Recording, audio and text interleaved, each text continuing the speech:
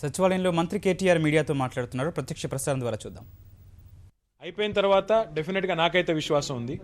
గతంలో జరిగిన దానికంటే ఇప్పుడు 10% పోలింగ్ తక్కువ జరిగింది. మెజారిటీ ఏమో ఇంకా దానికంటే గతం కంటే ఎక్కువ పెరిగేటట్టు కనబడతా ఉంది. దాన్ని బట్టి మీరు అర్థం చేసుకోవచ్చు, టీఆర్ఎస్ ఈ ఎన్నికల్లో ఒక సునామీని సృష్టించింది. వరంగల్ ఉప ఎన్నిక ఒక సునామీగా మారి ప్రతిపక్షాలను తుడిచిపెట్టింది. 18 నెలల పాలనలో మరి టీఆర్ఎస్ ప్రభుత్వం ఏమో ఇక్కడ గెలుస్తూ ఉంది, భారీ మెజారిటీ, ఇదివరకు వచ్చిన మెజారిటీ కంటే ఎక్కువ మెజారిటీ గెలుస్తూ ఉంది. మరి ఎన్డీఏ ప్రభుత్వం ఏమో 2 రాష్ట్రాల్లో చిత్తుచిత్తుగా ఓడిపోయింది. ఎక్కడైతే వాళ్ళకి అత్యధిక శాతం సీట్లు వచ్చినాయో అక్కడ చిత్తుచిత్తుగా ఓడిపోయింది. దీన్ని బట్టి అర్థం చేసుకోవచ్చు ఈరోజు కేంద్ర ప్రభుత్వ పాలన పట్ల ప్రజలు ఏమనుకుంటున్నారు, టీఆర్ఎస్ ప్రభుత్వ 18 నెలల పాలన పట్ల ఏమనుకుంటున్నారు అనే దాన్ని బట్టి అర్థం చేసుకోవచ్చు. ప్రతిపక్షాలు అన్నీ ఒకటై వచ్చినా ఈ లెక్క ప్రకారం నాకున్న ఇప్పుడు మీరు చెప్తున్న సమాచారం ప్రకారం అన్నీ ఒకటై వచ్చినా మరి వారికంటే టీఆర్ఎస్ ఎక్కువ ఓట్లు సాధించినట్టే కదా. ఇప్పుడు 50% పైగా ఓట్లు టీఆర్ఎస్కి వస్తే ప్రతిపక్షాలు అన్నీ ఒకటైనా, సాధారణంగా 1+1 రాజకీయాల్లో ఎప్పుడు 2 కాదు. ఎందుకంటే ఒకటి కలవంగానే 2 అయిపోదు. అతుకుల బొంత లాంటి ఎన్ని కార్యక్రమాలు చేసినా అవి జనరల్గా అతకవు. కాబట్టి వారు ఎన్ని ఆలోచనలు చేసినా, ఎన్ని రకాల పగటి కళలు కన్నా ప్రజలు మాతో ఉన్నంతకాలం మమ్మల్ని ఎవరైనా చేయలేరు. ఒక సెక్షన్ ఆఫ్ మీడియా కూడా మా మీద విషం చిమ్మింది, పైశాచికానందాన్ని విపరీతంగా ప్రదర్శించింది. ఈరోజు వాళ్ళు ఎక్కడ తలపెట్టుకుంటారో కూడా ఆలోచించుకోవాలని అడుగుతాం. నేను దేశ రాజకీయాల దాకా చెప్పాను, కానీ తెలంగాణ రాజకీయాల్లో మాత్రం దీని ముద్ర స్పష్టంగా ఉంటుంది.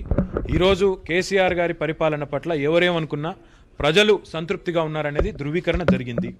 ఈ ధృవీకరణతోనైనా మా ప్రతిపక్షాలు కనీసం నిర్మాణాత్మకంగా వ్యవహరిస్తే ఇకనైనా వారికి మంచిది, మాకు మంచిది, ప్రజలకు మంచిది.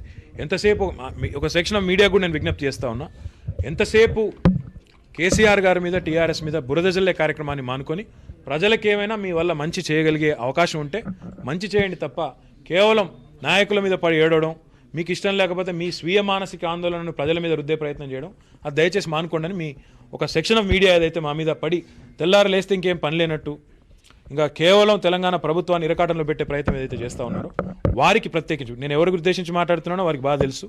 కాబట్టి వారికి మేము ప్రత్యేకంగా విజ్ఞప్తి చేస్తూ ఉన్నాం, దయచేసి ఈ పనికిమాలిన ప్రయత్నాలు ఇకనైనా మానుకుంటే మీ ఆరోగ్యానికి కూడా మంచిది. ప్రతిపక్షాలు ఎంత నిర్మాణాత్మకంగా వ్యవహరిస్తే అంత మంచిది, వారికి మంచిది, ప్రజలకు మంచిది.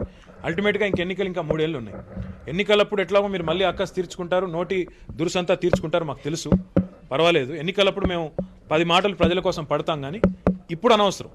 ఇప్పుడు పసలేని ఆరోపణలు చేయడం, ప్రతి పనిలో కాళ్ళలో కట్టబెట్టే కార్యక్రమాలు చేయడం, అభివృద్ధికి విఘాతం కలిగించే విధంగా వ్యవహారం చేయడం అది మంచిది కాదు ప్రజాస్వామ్యంలో. మాకు ప్రజలు 5 ఏళ్ళు అధికారాన్ని ఇచ్చారు. ఈ 5 ఏళ్లలో మేము పని చేయకపోతే మమ్మల్ని ప్రజలే ఇంటికి పంపుతారు. కాబట్టి అంత ఆదుర్ద అవసరం లేదు, అంత అసహనం, అంత ఆదుర్ద మంచిది కాదు. తప్పకుండా 100% ప్రజలు అనుకున్న అంచనాకు ప్రజలు ఎంచుకున్న ప్రభుత్వం పనిచేయకపోతే తిరిగి ఇంటికి పంపే అధికారం కూడా ప్రజలకు ఉంటుంది. కాబట్టి అంత అసహనం, అంత విరహవేదన, అధికార విరహవేదన మంచిది కాదు. 5 ఏళ్ళు మాకు అధికారాన్ని ఇచ్చారు, ఆ 5 ఏళ్ళు మేము పనిచేసి ప్రజల వద్దకు వెళ్తాం. ఈ లోపల ఒక నిర్మాణాత్మకమైన ప్రతిపక్షంగా వ్యవహరించండి అని విజ్ఞప్తి.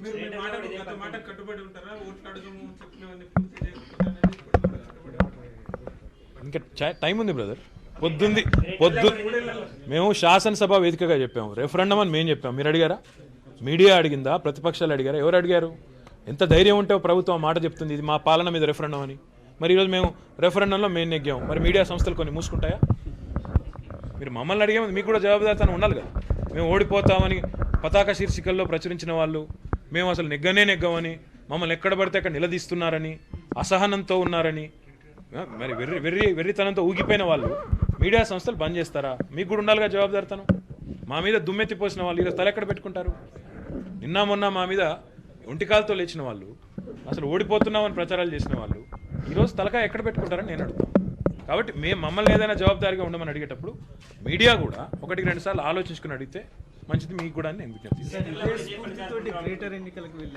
గ్రేటర్ అనేది ఒక కార్పొరేషన్ అండి. మొత్తం తెలంగాణలో ఉండే 5 కార్పొరేషన్లు అదో కార్పొరేషన్. దానికి మీరెందుకు అంత ప్రాధాన్యత ఇస్తారో మాకైతే అర్థం కాదు. ఇప్పుడు రేపు వరంగల్ కార్పొరేషన్ ఎలక్షన్ ఉన్నాయి, ఖమ్మం కార్పొరేషన్ ఎలక్షన్ ఉంది, హైదరాబాద్ కూడా ఉంది. తప్పకుండా అన్ని గెలవాలని ప్రయత్నం చేస్తాం. రాజకీయ పార్టీలు ఎవరైనా దిగుతూ మేము గెలవంటామా? 100% గెలుస్తామని చెప్తాం. అనుమానం ఎందుకు? గెలుస్తాం కూడా. కాకపోతే దానికేదో మీరు లేని ప్రాధాన్యత కల్పించి గ్రేటర్ ఏముంది గ్రేటర్లో గతంలో మాకు రెండు సీట్లు వచ్చినాయి శాసనసభలో. ఆ 2 సీట్లు వచ్చినప్పటికీ అధికారంలోకి వచ్చాం కదా. కాబట్టి ఇందులో పెద్ద విశేషం ఏముంది నాకు అర్థం కాదు. గ్రేటర్కి అంత అనవసరపు గొప్పతనాన్ని ఆపాదించి మళ్ళీ మీరు దాని చుట్టూ ఏదైనా కథలో తెలుసుకుంటే అది మీ ఇష్టం, నేనేం చేయలేను. కానీ కాకపోతే మీకు నేను చేసే విజ్ఞప్తి, ప్రజలు ఏమనుకుంటున్నారో స్పష్టంగా తెలిసిన తర్వాత కూడా ఇంకా కూడా ప్రభుత్వాన్ని బదనాం చేసే కార్యక్రమాలు మాత్రం మానుకుంటే అందరికీ మంచిదని థ్యాంక్ యూ.